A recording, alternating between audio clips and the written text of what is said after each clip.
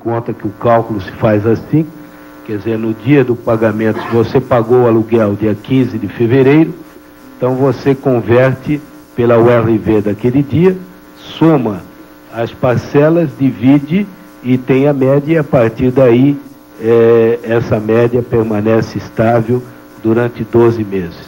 Não sei se é necessário algum esclarecimento adicional, peço que poderá dar. Há um esclarecimento de um proviso importante que consta da medida provisória, saber que no caso de existência de desequilíbrio econômico-financeiro no contrato, os contratos de locação residencial podem ser revistos a partir de 1º de janeiro de 1995, através de livre negociação ou judicialmente, a fim de adequá-los aos preços de mercado.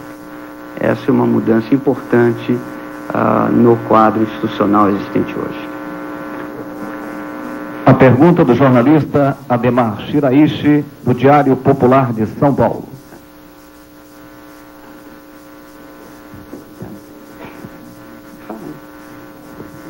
Ministro, que sugestões o senhor dá à CUT, que anunciou o início da mobilização dos trabalhadores contra o plano?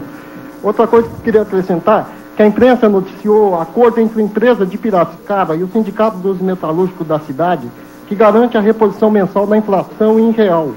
O senhor pretende acionar o Ministério Público para anular esse tipo de acordo? Agora, só complementando, ministro, as empresas e trabalhadores poderão ampliar o uso das câmaras setoriais para negociar aumento de preços e de salários com o governo?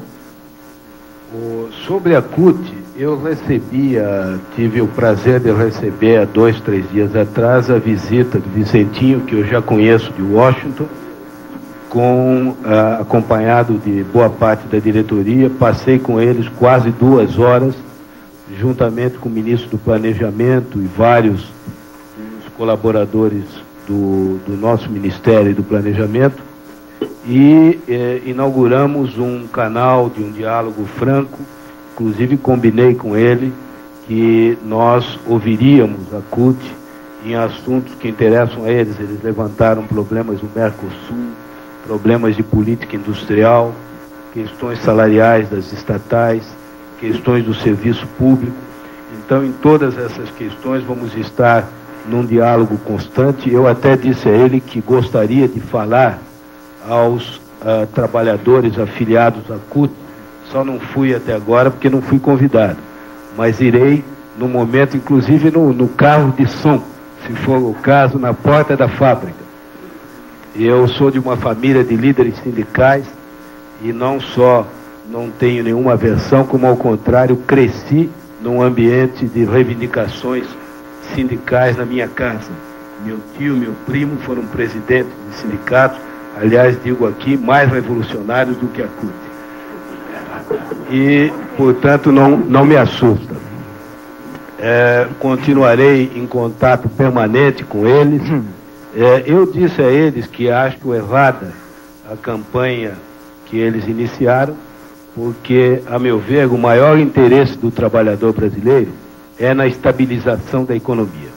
Quem mais perde com a inflação é o trabalhador, e quanto mais modesto, mais humilde, mais ele é prejudicado.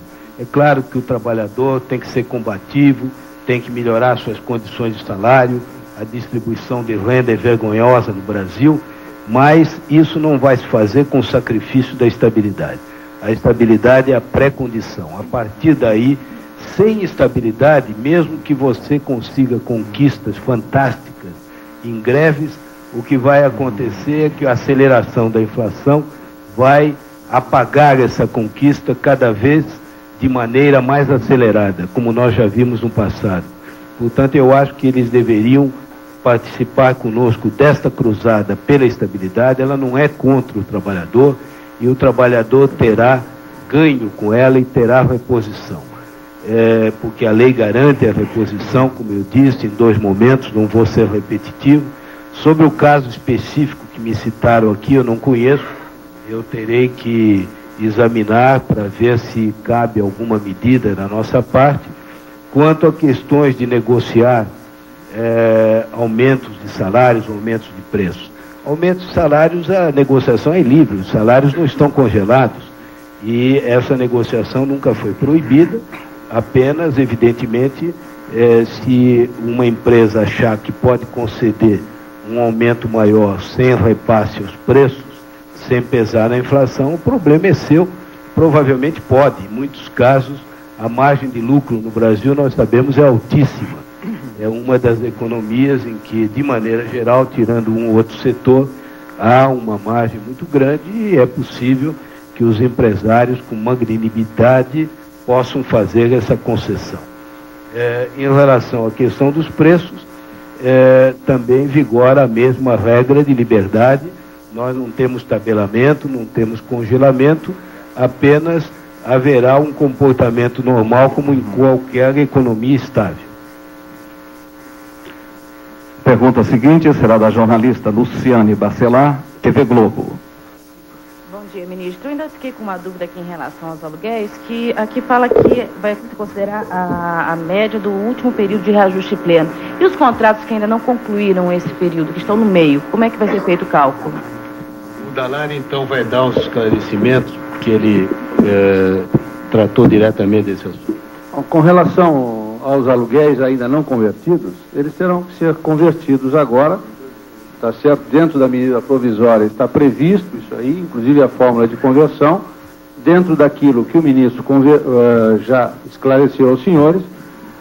Quem tiver aluguéis há 4 meses é 4 meses, 3 meses, 3 meses, pela média em URV. Quem tiver 6 meses é 6 meses pela média em URV, e os contratos acima de 6 meses, num período completo, por exemplo, de 12 meses, seriam os primeiros 6 meses do período completo. E isso se daria na conversão na data do vencimento. Desculpe, doutor Dalari, mas a minha dúvida é a seguinte: um contrato semestral que foi fechado há apenas 4 meses. No caso, faltariam 2 meses para fazer a média pelo período pleno do contrato. Nesse caso, como é que seria? Neste caso, seria pelos 4 meses. Isso está claro na medida provisória.